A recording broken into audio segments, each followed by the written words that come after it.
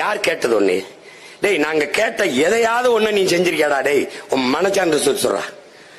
படிக்க பள்ளிக்கூடம் இல்லைன்னு கேட்போம், மருத்துவமனை சரியா கட்டி கொடுன்னு கேட்போம். இங்கே இருக்கிற அறிவார்ந்த என் தம்பி தங்கைகள்கிட்ட, என் அன்பு சொந்தங்களிடத்துல கேட்கிறேன், நீ விண்ணூர்தி நிலையத்தை பார், உன் அரசு மருத்துவமனையும் பார். நீ பேருந்து நிலையத்தை பார், உன் பிள்ளை படிக்கிற பள்ளிக்கூடத்தையும் பார். இவர்கள் புதைக்கப்பட்டிருக்கிற கல்லறை சமாதியை பார், உன் பிள்ளைகள் படிக்கிற பள்ளி கல்லூரியை போய்ப்பார். எது தரமா இருக்குன்னு பாருடா, எது தரமா இருக்குன்னு பார். இது ஒரு ஆட்சி முறைன்னு நீ நினைச்சுக்கிட்டு இருக்க. நீ எதை நோக்கி நகர்த்துறான்னு பாருடா, எதை நோக்கி நடத்துறான்? எப்படிப்பட்ட நாடு? இப்படி யோசிச்சு பாரு, நீ யோசிச்சு பாரு.